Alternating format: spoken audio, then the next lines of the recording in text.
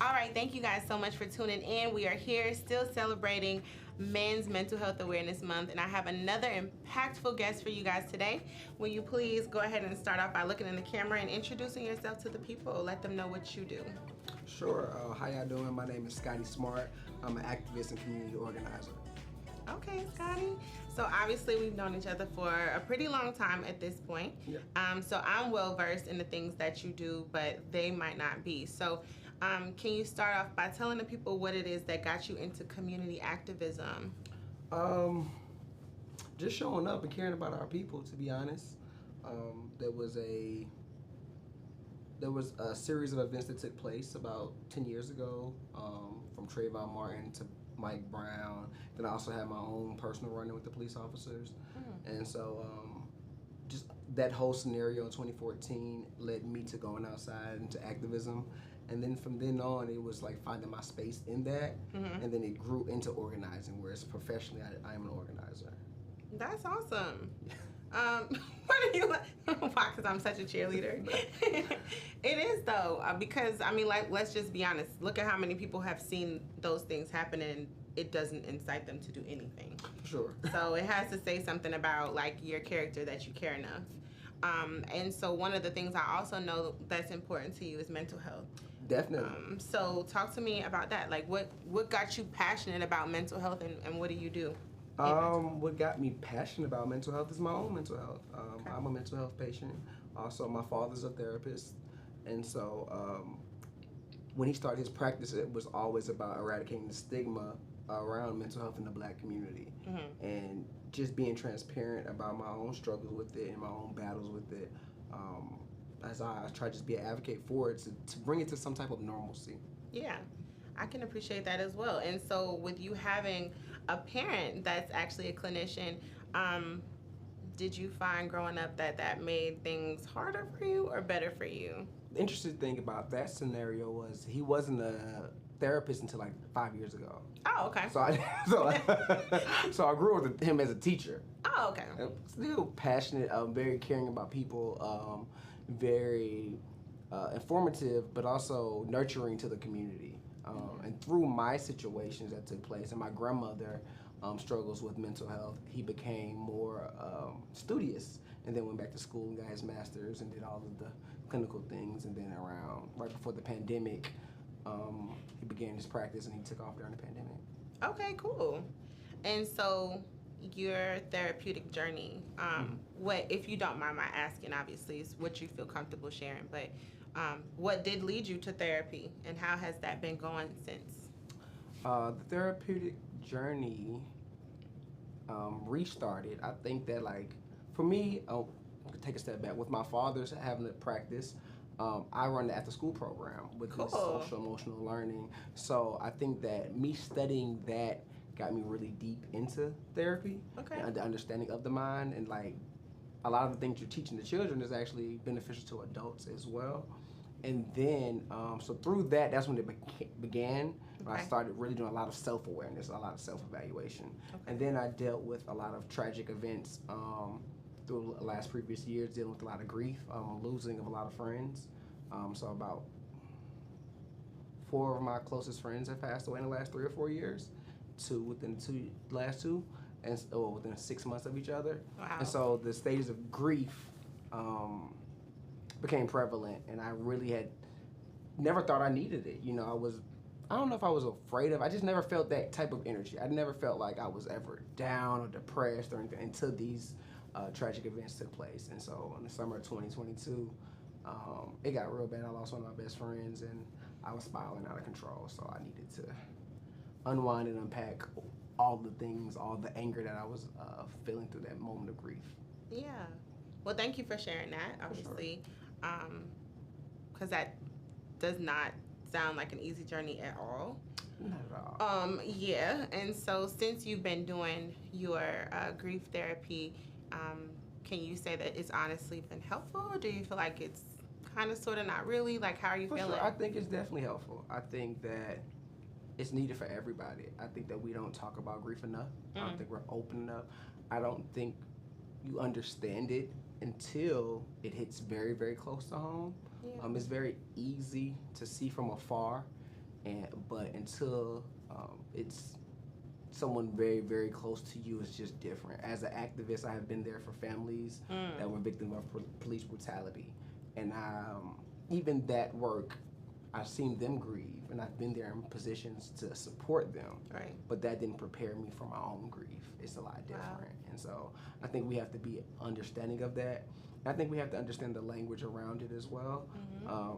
I don't think the language of getting over it is a thing. Like, you don't get over it. It's like grief is an ongoing journey. It's a thought. It's a trigger. It's the depths of the love that you have for a person. So depending on that relationship with the person, it could trigger at any moment. So I think that we have to give each other grace and more space to heal, and not feel like, oh, you still worried about that? Or that's still, like, yes, that still does bother me. Like, and I'm still in disbelief that I lost 2 of my best friends in 6 months. Yes, I really am. But I'm okay in the moment, you know. So I think we just have to learn how to communicate better in the stages of it. So I think that talking through it, the more you talk about it, I think you actually feel better. I think you never really express it verbally, and so you have to find safe outlets for it.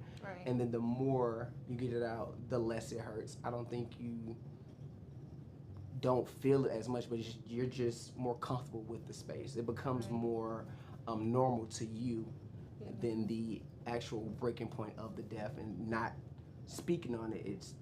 It's very hard to revisit it often. Yeah. It sounds like what you're saying essentially is like the grief itself, the hurt itself doesn't necessarily leave because of the depths of your love for the people. However, you maybe learn how to cope a little bit better. I think I call it a new normal. Okay. It's like you having a job, right? Or you having a routine. My routine was to go to work and then hit up my best friend. You know what I'm saying? Okay, with him gone, there's a huge void there. And so I had to rebuild my own self-interest of things I want to do outside of work. I didn't realize how codependent I was on for that person. Wow. And so there was a lot of self-reflection in that moment to rebuild and just be very transparent and honest with yourself. And I think that's the first start of it. It's like being honest. Like I said, I never have ever been like a sad person. So I was like, what is this? Like, I'm depressed. Like, and then also it's the taboo of the words, right? It's like the denial of the anxiety, of the hurt, of whatever you're going through, of going to therapy. It's like, it's like taboo to say these things, and it's like, but how else do we heal? And it's like, so it's just really self-reflective. I feel it's very self-reflective. Yeah, well, obviously outside of this setting, I've already told you before, like, just how proud of you I am for valuing yourself, valuing your mental health, and trying to prioritize, you know what I mean? Because a lot of times, especially as people in general, it's a natural tendency to lean into darkness. Sometimes you can't help it. And sometimes people cope in all kind of ways that are completely harmful and unproductive. And we don't judge people that do that. You know what I mean? Sometimes that's all they know. But being as, society doesn't make it always easy for Black men to have space to grieve or to cry or to talk about their feelings. So I would say, again, like, kudos to you for even prioritizing and trying to, heal and cope in healthy ways. I am curious to know how that feels, on your journey, but then still having to be there for families who are going through losses. How is that? It's mixed. It's mixed emotions. I think, for one, I also want to say that, like, the journey is ongoing. Right. I went through moments where I was coping with drinking or smoking or trying to fill voids with women and things like I was coping irrationally or irresponsibly at times. But I think the self-awareness is to check yourself and be like, all right, what am I doing? Like, okay, right, like, like, you're just doing stuff to do stuff, and it's like not even intentional. But I think that I had to learn what my social capacities were. I had to learn when I was exhausted. I had to learn when I had to step away, when I was doing too much. Well, I live in a space where I'm a resource to a lot of people. Yeah. And so I just had to learn to take time to unpack, decompress, disconnect. Good for you. And know when I'm overwhelmed and be like, all right, okay. Just take a day and just don't answer the phone. And not be upset about that or even care if someone else is upset about it. It's like, you know what, I needed this time for myself. And that's okay. I think that's the hardest part is to remove yourself when it seems that people are dependent on you. Yeah. But also in your own stages of grief, unfortunately, you go through a period where who was actually gonna be there for you? And so I think it just becomes internal. And so it's like, but it's also about having realistic expectations of people. Yeah. Because I think that sometimes while you go through grief, you expect people to be there or do things that they may not be comfortable or even know to do. Right. And I think a lot of times what happens, and I realized I had a lot of anger in my grief, is because when we talk about grief, we try to relate so much that we end up making it about you instead. Oh, I hate when people do that. It's just a common thing. That's the thing. It's like you have to realize that's just normal. It's like, well, I went through the same, and it's like, bruh. And then you're angry because it's like, well, the person the person you talked about, y'all wasn't as close to me, and y'all ain't do this and this and that. Right now, right now we're having a trauma off. Right, the trauma off is crazy. Your trauma ain't as bad as my trauma, and I think that's a thing we do as like trauma bonding. And I used to make me so angry, but I had to learn that that's something people just don't know that they're doing that. Oh, and I spoke about it publicly before, and I was just talking about like my anger, and it I was just very angry, and I think that was the darkest part about my grief. It was just like realizing that maybe life isn't fair, and it's just that like some people are dealt a very difficult hand, and it's just like stunning sometimes the things that people go through. Like I was with a friend. A family of one of my friends, and his son passed away, and he's on a school board, and he has to speak at high school graduations, and his son didn't get to graduate. Wow. And we went to that graduation, and it was just like, that's deep. You know, it was like all these parents are here cheering. Oh my goodness. And again, dealt a hand that is just like, wow, unbelievable. And so that happened, you know, in 2023. So it's been a constant thing of traumatic experiences that me and my inner circle went through for the last several years. And it's just like, sometimes I'm just like, wow, like, God, I can't believe that this is the reality that you think we can live with it. Like, who said this was the plan? Like, can we have a team meeting and discuss your plan? Because your plan and my plan, they're not planning together. I thought I had a good plan. I had a real good plan. And no, but that's real. Oh my gosh. That in itself is like a conversation. We could go down a rabbit hole just as like the things that life throws you, you know, and like sometimes, and I can resonate, especially in this, it's like you'll feel okay. You'll feel good. I'm trucking along. I'm all right. Oh, I healed from that. Oh, I'm good on that. I'm not sure. And then the next thing you know, something will come that brings stuff out of you that you did not even know was there. Mm-hmm. You can lean into areas of darkness that you didn't even know you could lean into. You know what I mean? And that's one of the, why I can appreciate when people do kind of get into that space of awareness, like, wait a minute, I'm not okay. Right. And I need to do something about this. And part of why I do this stuff is because I want people to be okay not being okay. Right. Well, nobody's telling you to sit in it, right? But pause for a moment and acknowledge it so then we can do something about it. Right. Because the more you deny that to yourself, you deprive yourself of healing. You deprive yourself of happy. I agree. I think that's the most important thing about your therapeutic journey is to be able to identify what you're feeling. You have to be able to be honest and be like, no, there's this pain in my chest that is like, it's not on the physical. There's actually a pain and I'm bothered by something.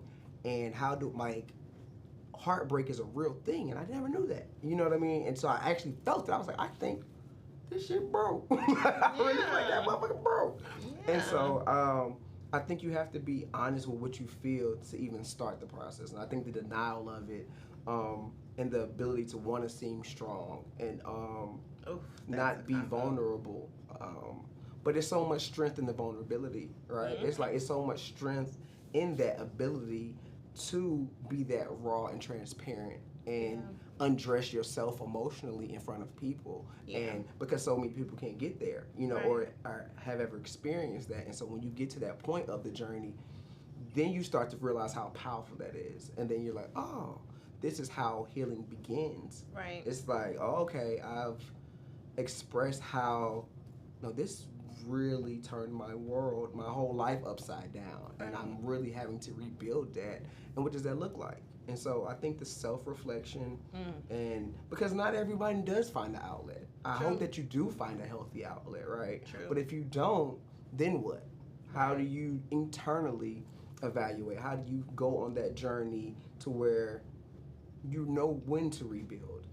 I think that's very prevalent, but it doesn't start until you identify that you actually have a problem. And I think that's the hardest thing for us to do as a people is to ask for help. Right. Because we want to seem like we got it all together. But it's like in reality, we all are going through something. For sure. And that actually sets us even further back when we want to keep acting like we don't have the problem, you know. But that kind of segues into the conversation about also making sure we have more safe spaces and more resources for when people finally do get to that point. You know, because it's like self-awareness is scary. Because once you look within and it's like, okay, maybe I am the problem. Now you forced to be real with yourself. The next step is now I have to be real with somebody, something, because I need help. Mm-hmm. You know what I mean? And like finding that safe space. Like outside of therapy, what's your safe space? Really my relationship with God. Okay. I think that's the most prevalent thing I had to rebuild, to be honest, with the death that I saw. I was so in shock. And I think that people hated when I was saying this, but I was angry with God. I woke up for probably like a year and a half straight and was like, I can't believe you did this. Like That's honest. I just cannot believe this is real. Like I'm like, oh my God, this is reality. And I have to somehow live with this. And I mean, like, it was so much that kept happening back to back to back to back to back. Like, at this point, I'm happy now that I haven't been to a funeral in like 6 or 7 months. You know, like, I was just like, at this point, and then to see, I think that we look at death as like older people most of the time. Yeah. Most of the time. But when you start seeing your peers, like your friend groups, the people you would really, that's also a struggle though, because those people that passed away were those comfort zones at times, right? Oh, man. And so it's how do you deal with that, right? And for me, it's taking the time to understand, but I think that my relationship with death has made me more aware of life, made me more intentional with life. Wow. More in the moment. Like understanding that it could be over tonight. Right. For the reality of life is somebody's not waking up tomorrow morning. That's a fact. That's just the reality. And once you understand that, but also not to live in fear, but with impact. Like how do I maximize my day? How do I be intentional? How do I have an impact that's worth leaving behind? Like, what am I doing so that if that moment ever comes, God forbid, I'm praying to be 50 more years. I want to live to 85, right? Okay. But if that moment ever does come, what legacy did you leave behind? That part. Because I've seen so much death that I was like, you either die a legend or you die a regular person. And I'm chasing a legacy of impact of helping black men to understand political education, to understand social emotional learning, to embrace reality, and to have a reality check for our culture, because we're in an interesting space right now mentally, and that's the thing. It's more so mental. It's more so like if you are successful, but if you aren't healed, is that actually beneficial? Because all you do is turn that trauma into, oh, I'm doing better than you now. Yeah. Oh, I wanna shit on you type of culture. You know, Right. I wanna step on you, and more so instead of helping people, right? And so, I think for me, it's just been very internal. It's more so like knowing what I want out of life. Yeah. Learning time management skills. I think that's the biggest thing. Self-awareness, self-management, self-discipline. Okay. Those are my three things. It's like I know I can wild out. So it's like, all right, you're having a little bit too much fun now.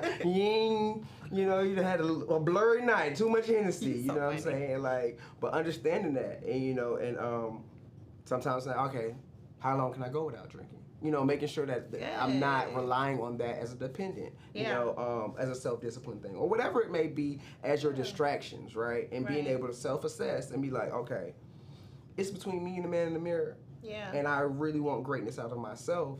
What does that look like? And then how do we work towards that every single day, though? Wow. Because, again, the reality is, it could be over tomorrow. Yeah. And I think a lot of the grief journey has taught me so much about cliche things that we say that we may not necessarily live within.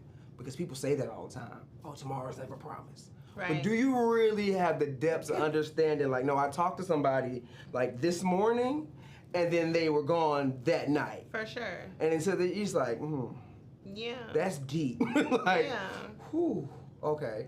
And then that void that it causes, and then the new normal, you know, and being fair, not to place those expectations of those great friends on other friends. Ooh. That was a thing as well, and understanding that it's not going to be the same. Mm-hmm. You can't expect your friends over here to be what that person was for you. That's not fair to them. For sure. So it's been a 2-3 year journey of internal work but also loving that I do have a job where I work within my passion and with an impact, and so I'm enjoying the ride. It's just an emotional journey, it's sure. Like, and then also with my journey, one of my best friends died the day before I started my job, and so my success with that job, I just hit my 2-year anniversary for both, his anniversary and the job. So it was very emotional to have those two things happen the way they did in the timing of it. So like I said, it goes back to your God, what's up, bro? Right. It's like, oh my gosh, like you close the chapter, but it was so overwhelming for me. And then to be in a position of success, but not to have some of your best friends to enjoy it with, who saw the entire journey, who may have believed in you before you believed in yourself. Wow. So now to have that level of success, and it's just like, you're not sharing it with them. Right. I mean, and then, in a sense, but it's like, but I saw this for you before I saw it in myself a lot of times. And so I think that now I live with the purpose to prove, like, not to anyone even on earth, but to prove that I am what my friends even thought I was before I got here. And so now I live with that legacy of both of them. Like, one's tatted here, one's tatted here. Got some more to put on me. But just living with that and trying to walk in purpose. It's so crazy listening to you, because I hear the vulnerability, right? But I hear like so much strength, and I hear like the self-discipline and the accountability and the awareness, and just kind of also turning those situations and those tragic losses into your why. Yeah. And one thing I find in mental health journeys of other people, and just listening to people's stories just starting out, who might feel a little bit like in the dark or helpless or hopeless, sometimes we try to help them find their why. Because if you can find something, you give a person something to look forward to hope for, give them like a passion, it kind of gives them that motivation to keep going. But can you give that to a person? You can't give it to them. But what you can do is identify it. Yeah, you can help them identify it. You can give them the idea. You can give them the suggestion. Especially like in a therapeutic setting, you kind of get a backstory, a history, an understanding of what shaped that person to being who they are. And so when you hear like they've lost some of I have a client right now who he was married for 10 years, and his wife left, right? And so in that particular situation, it's like, well, now what? Mm-hmm. That's all. You know, he's a young man, so they were together a lot of his life. Restart for him. You know, and so for some clients and people, just period, it's like, well, now what? What's my why now? You know? So in a case like that, I can't tell him, well, do this instead or hope for this instead, but I can say, well, I know you're a man of value, you're a man of family, you're a man of principle. Okay. Let's look into these things. Is there something here? Go journal about what's missing now with her gone. What voids are there? Like obviously not that person, right? But it's something within yourself that's empty because they're gone. Right. So let's look at you, right? Right. And so once you do that, it's like you said, I can't give them their why, but I can kind of help them to start figuring out what that is. And sometimes people just need something to hope for. Definitely, I agree with that. Yeah. So it's really nice that in the midst of you having went through a lot of things, you are still passionate about helping other people. You still have the drive to, like you said, they believed in you. They saw some things in you that you didn't even see in yourself, and you're seeing it through. All right. I think there's a lot of strength in that. I appreciate that. I think that when you look at like situations, you have to be able to slow them down mentally. I think that if we go back to like, okay, someone asks you, are you okay, right? That's such a layered thing.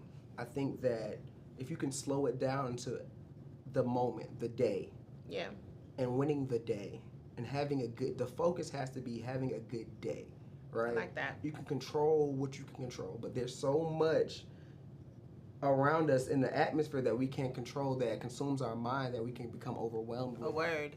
And so it contributes to are we okay? But is it actually affecting us in the moment? And so I always try to tell people to slow down and just enjoy. What does a good day look like? What does a routine for a good day look like for you? And then how long can you continue to have those good days? Because I have a concept of I don't believe in bad days. I like it. I don't believe in bad days because I believe we do have bad moments. We're human beings. But how long do we hold on to that moment? Right. How long, case in point, you know, I'm pretty sure we all got mamas and aunties that love to talk on the phone. And if something happened, somebody broke your mama car at lunchtime. How long did she talk about that incident? She talked about her grandma, her best friend, her sister, her boyfriend. Yes. She carried that story all day. The whole day. That shit happened at 12 o'clock. Let it go. Here it is, 10 o'clock. You still punching. Girl, my day was terrible. Now you keep carrying this one moment on. How do you let go of that moment? We hold on to our traumas for so long, and we overlook the good moments. So it's like, hey, we speed right through the good points. Yeah. We speed right through those, and so I'm like, just harp on the moment. Okay, it happened. Right. How can we handle it? Yes, we gotta get the car fixed. Yes, we ain't planning on spending $200 on a window. This is Atlanta. They breaking cars all the time. Man, what? And hey, back to our day though. You know what I mean? Right. Because again, back to the original point. Are we having a good day? And if it happened to be our last day, will we have want that to how our last day to been? Wow. So I think it's a mental battle and understanding the power of now. And living. It's a good book too, by the way. I heard that. I haven't read it. There's so many books out here that are good that I talk like. That is an amazing book. But understanding that, right? Like being in the moment and understanding what you have control over, and not allowing so much of the worldly things to overwhelm you that you're like again, like if I sit and think about all the things that happened in the last 2 years, 3 years. Right. No, I'm not okay. Hell no. Like there's no. Like you would literally be crying if I told you the timeline of. I spent my birthday at a funeral one year. Like, yeah, like. Jeez. And then I had another friend die that same week who was supposed to be at my birthday party. Like, no, and the totality of it, when I look at it, it's like, that's ridiculous, you know, for us to, but that's the reality of so many young black men who've normalized their trauma of grief that have not found a positive outlet. So many black men under the age of 40 have lost friends their age. Right. And they're expected to continue on like that's normal. Right. That's not the reality of most people. That's most cultures, you know, like. So what do we do as a community to help them? What do we do to support them? Just be there. Yeah. Be present. I think the biggest thing is be present. I think we look so hard for a one-size-fit-all answer. Yeah. And everybody grief journeys differently. For sure. Some people might want to communicate with you. Some people might just want to sit there and not say nothing. Yeah. They just want you to be there. But right. But through being present, you'll learn how to navigate that space with that person. You'll learn when their walls come down. Right. You know. That is such a good point. One thing I like to tell people too is when they feel like there's a communication barrier and wanting to help and you're getting some resistance, it's in asking that question like, well, how can I support you? Yeah. Do you want me to listen?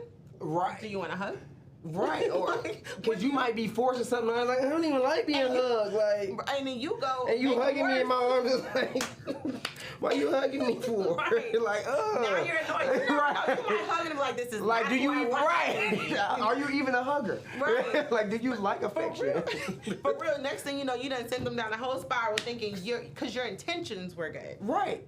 It's the same to me as learning people's love languages. That's the biggest thing I think that we have to communicate. When you say what can you do for people, just because your intentions are well doesn't mean that you're making the person feel okay. Facts. So it's not about you, for one. Yeah. How can you not make it about you in this moment? I think that's the biggest thing about actually being there. I hear a lot of my friends or people I talk to that are dealing with grief, a lot of times again, people tend to make it about them. Yes. And in that space of trying to relate, not intentionally being rude, just trying to console, but not understanding how that works. And just because your intentions are pure does not mean that you are right as well. You can also, but you still have to be open to listening and to because then you get an attitude. I was just trying to be there. I understand. I'm not saying that I'm unappreciative of you being here. Yeah. But the way you showed up, you have to make sure it's comfortable for that person, not you just. Because it's like I went through a phase where I felt smothered.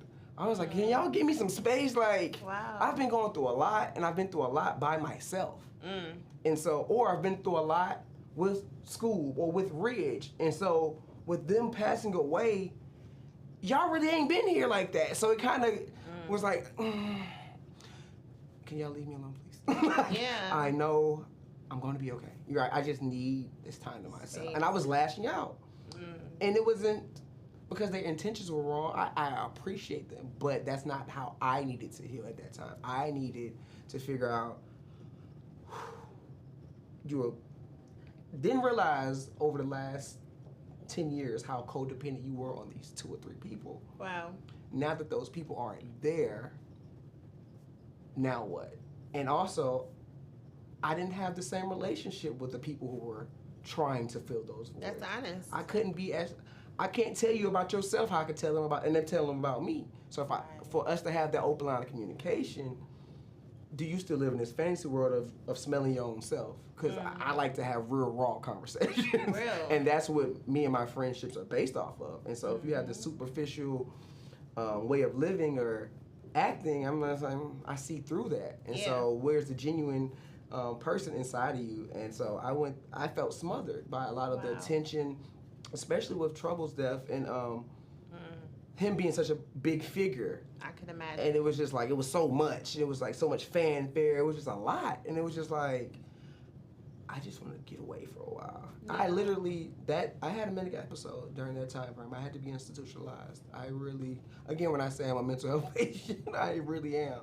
And so that's a part of my journey though, right? But it's also to have this platform and to be able to speak on it so that others can see a reflection of themselves. Because before myself, I didn't see someone talk about it.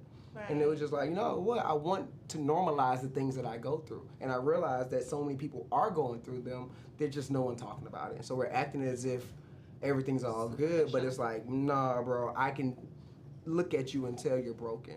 Yeah. I can tell you're not willing to grieve. I can tell that you're not open to therapy. I can look at you and say you're not taking the process of healing. Because I've seen so many people who are grieving. Like, my circle is grieving, you know? Right.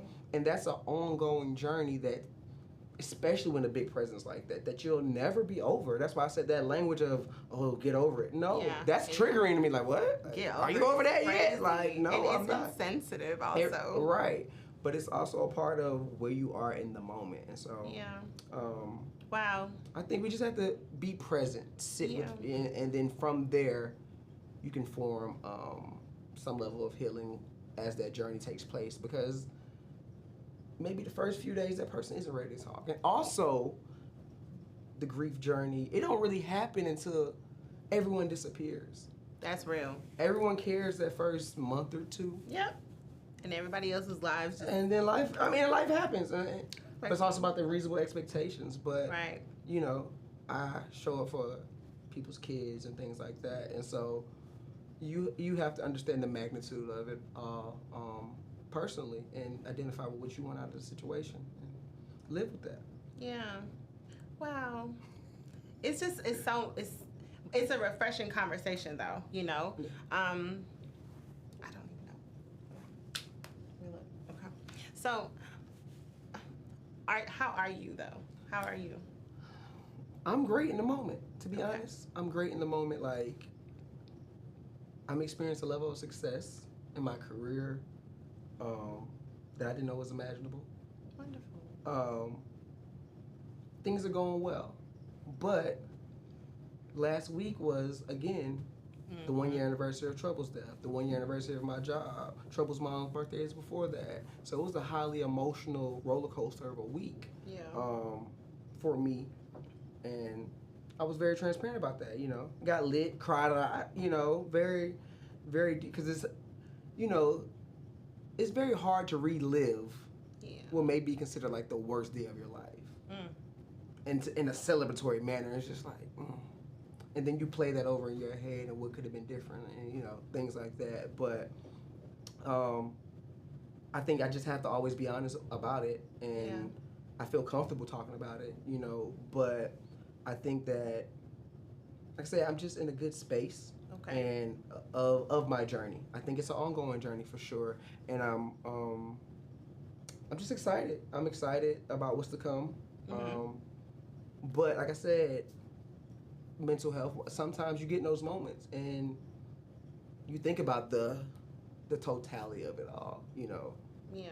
And like I said, one of my other friends passed May 31st, and it was 2020, and it was the pandemic, and that probably was the hardest one to grieve because it wasn't a real funeral and all of those things. And so I was grieving that, and then a week later, Trouble passed. It was just so much that happened back to back to back to back. And it was, like I said, my peers. And so I think I said, like I said earlier, am I okay is layered. Yeah. It's, in the moment, yes. I'm great. I have nothing to complain about. God has blessed me to live a life of purpose, of impact, to get a salary, to do what I love. All of those things I feel, you know, wonderful about. But there's an emotional roller coaster of grief that I'm still dealing with. That, like I said, when I remember crying when I got my raise. You know what I'm saying? And it was just tears of joy, but it also was like, how am I having this level of success without my friends? Like, I want to travel with my dogs. Like, I really want to travel. Like, and then also trying to rebuild that, you know, and I remember those last conversations because I went to orientation before the night before he got killed. And so I was already saying, hey, y'all niggas been traveling without me. Hell no, I got this. What happened to be all right? And so to have that, to have these moments where it's like, I can pick up and fly to New York next week, and I can, you know, go to Jamaica. Like, I'm planning out, but it's also a level of disbelief in there, and so it's an emotional roller coaster, I would say. But I think that I am honest and transparent to identify what I feel in the moment, to unpack why I feel that way. Yeah. And then I can move forward. I can say, okay, I can understand the energy that I'm displaying. I can be like, okay, some encounters I have throughout the day, I don't like the energy exchange.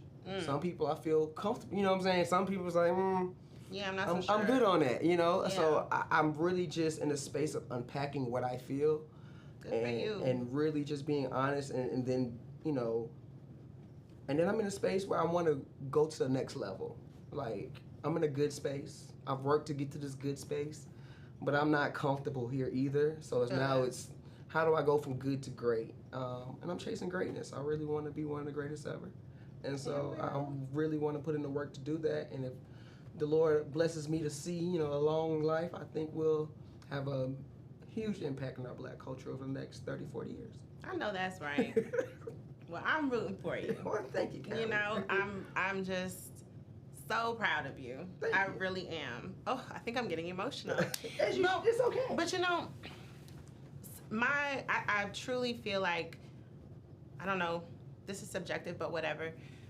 My favorite types of humans are just the raw ones. Mm-hmm. And we don't have to agree all the time. I don't have to believe what you believe. But it's just something about, like, just the vulnerability and the honesty, and not like raw people who are just assholes, right? Right. But like people who are raw in a sense of, this is where I've been, this is where I'm at, and this is where I'm trying to go. And I acknowledge my flaws, my strengths, my everything, but I accept me as I'm still working to be a better me. I think that there's something so beautiful about just self-awareness and realness. Mm-hmm. And so, you know, oftentimes those are the people who do, life is just crazy like that, encounter a lot of pain, and encounter a lot of hardships. I don't know why it's set up like that, but it is how it ends up happening, and maybe they're martyrs, right? Maybe it's something that you go on and teach others. I don't know. Sure. But I say all that to say, that's where I think like the emotion comes in for me, because I do this work because I feel for people. Like, I empathize with people, and I love my people. I think we are, all right, I forgot this is gonna be live, so we're gonna have to clip this part. I was gonna say we are the best people, but I don't wanna be like racist.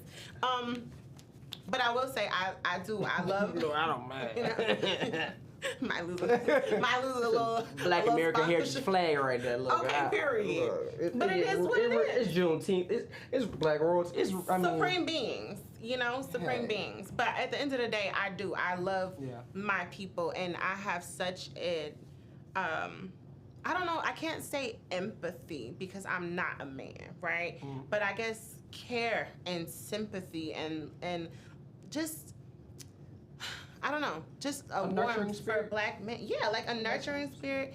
Oh my gosh, Dre's gonna have a field day with that, because he said that to me last week. He's like, you have such a nurturing spirit. Like, you're like a grandma or something like that, he said. Well, we need more grandmas. How about that? We need more nurturers in our community. We're so busy trying to be so tough. And that's... and even that's, in the mental health space, I've learned to see the weakness in that. Yeah. I learned to see the weakness in the asshole. I've learned to see the weakness in the arrogance. Mm-hmm. I've learned to see, oh, you're overcompensating. Yes. I can see through it now. You know, I can see that you're trying to look for attention. You need attention to even feel good about yourself, right? And so I think you have to do the internal work to be able to even see it in others, right? And be like, oh, you're just not getting attention. Yeah. Oh, you wanted some attention, huh? That's really what it came down to. But that opens up the opportunity to also give grace.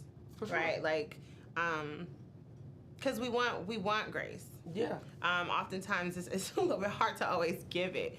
But one thing I know that works for me is I just kind of similar to, I think you touched on a second ago too, is just some energies and some things and people I just won't entertain. For sure. You know what I mean? Like, if it's not in alignment, I'm just not, especially in my personal life. Now, in my professional life, I treat everyone objectively. Like, that's my job. But in personal life, the energies that are constantly around you can drain and kill you. For sure. So there's also that part as well. But raw people, real people who are on that road to betterment and development, like, I just have such a care for it. And I really am grateful that you had the time to be here today, because there's things that I learned about you that I didn't know. And I know in people watching this, there's going to be, I guarantee you, there's going to be somebody who watches this and is moved by it. Just and just in your grief journey, your raw transparency. So I thank you for that. Thank you for being here. And letting me keep you way over time. But with all that great stuff being said, I would like to ask one more thing. Sure. And I try to touch on this question with most of my guests before we wrap. Mm-hmm. So if there is someone who is watching this, and let's say they are feeling kind of hopeless, they have not started any kind of mental health awareness journey, but they know that something's not right. What do you help them do? What do you tell them to do? What would be a word that you will lend a black man struggling mentally right now? Don't be afraid to ask for help. Mm. Don't be too prideful to ask for help. If you get to that point where you have been able to identify you may need some help, that's such a powerful moment. Mm-hmm. And that's okay. It's like, I wouldn't consider that rock bottom, but if you do consider that rock bottom, it ain't go. You can only grow from there. And so I would always suggest trying to find a outlet. Yeah. I don't know what that outlet looks like. I don't know if you have a person that you feel comfortable talking about like that. Maybe journaling. Mm-hmm. But I would suggest identifying what you feel first and why you feel that way, and unpack whatever that is. Like, whatever hopelessness you're feeling, why do you feel hopeless? Mm-hmm. What would you change about the scenario? Like, what do you have control over in that space that you could make some adjustments to? And how could you take a baby step in the right direction? How can you just get to moving just a little bit? Like, yeah. You ain't gotta just move in the right direction to where you feel good. So I think the transparency with yourself, because if you don't have an outlet, and I think you have to be a good judge of character with that, right? Because if you're trying to express yourself to an unhealed person, they can take your vulnerability as a weakness or soft, or throw it in your face, or use it against you at times. And so that's very important, to be a good judge of character and knowing who you can trust. But until you find that, I think you have to start internally and be able to identify what it is that's keeping you at that space, and then start from there. Identify why you feel that way, what is it, how can you change it, where to begin, and then start on your journey, and then try to do something productive every day. One day at a time. Like that. If you do something productive every day, like for me in my work, I work in political education, I work in politics, and I'm like, if I can get one person a day to even think about, you know what, I did learn something about politics from talking to him. Yeah. I impacted 300 people in a year. Nice. That's one at a day. He's like, just one a day. That's real. Just one a day. But it's also minimizing the overwhelming task, right? So the task for me is help black men, right? Mm-hmm. Okay, cool. Like right now, I have during the summer before the November elections, I'm supposed to reach about to 5,000 black men. Okay, cool. How do I break that down into months, weeks, days? Okay, now I'm at the part where it's days. Okay, if I talk to 10 black men a day, then for the next 5 months. Yeah. But it's that small increment to not get so overwhelmed at the goal. Right. It's the journey. Like falling in love with the journey is what I would say. Ooh, yeah. Fall in love with the journey. Like you might want a destination, but the journey is so much fun if you enjoy it. Once you enjoy the work putting in to get to where you're going. Like I love the work to going where I am, and so I think that's a thing where it's like you have to really look into that and really take it one day at a time. Just try to win the day and pray that you see tomorrow. And all the other things that consume your mind don't even matter 90% of it, because whatever happened yesterday you can't change. Right. Whatever's going to happen tomorrow, you can't control it. So right in this 24-hour window, how do I be intentional and work on my self-development? Yeah. And be honest about what your distractions are. Are you scrolling 8 hours a day? Are you watching whatever on TV, reality TV or whatever? Like how much time could you adjust out of your day to better yourself? And it could probably take an hour or two. Could you read for an hour a day? How much would that help you? Right. How much would that help our whole culture? One chapter a day, you know what I mean? We could do a whole nother interview on that, on how we could kind of help the culture with just kind of changing what it is that we focus on. For sure, for sure. Well, that was great. So again, I just want to thank you for being here. I appreciate everything that was said, and I'm sure somebody watching did as well. So can you go ahead and look at the camera and let them know where they can find you? And don't stress me out. Look at the camera and let them know where they can find you and all the good things you have going on. Sure. I'm Scotty Smart. My Instagram and Twitter handles are Smart Trouble. SmartTrouble. Smart Trouble. All right. Well, thank you so much, Mr. Smart Trouble. This was fun, and thank you guys so much for tuning in. We thank you for just taking the time to be here and embrace all of these wonderful messages from all of these powerful, wonderful Black men. And we continue to celebrate Men's Mental Health Awareness Month. I still have lots more surprises and cool things to celebrate our men the rest of this month, so stay tuned, and we'll see you next time.